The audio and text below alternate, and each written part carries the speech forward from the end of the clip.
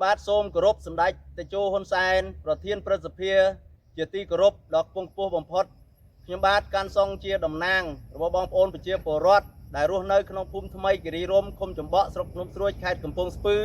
និងសូមគោរពឯកឧត្តមបណ្ឌិតជាបច័ន្ទសុភ័ណ្ឌអភិបាលនៃគណៈអភិបាលខេត្តកំពង់ស្ពឺសូមគោរពស្នើសុំបង្កើតស្នាក់ការភូមិនិងការិយាល័យបោះឆ្នោតស្របតាមសំណើរបស់បងប្អូនប្រជាពលរដ្ឋចំនួន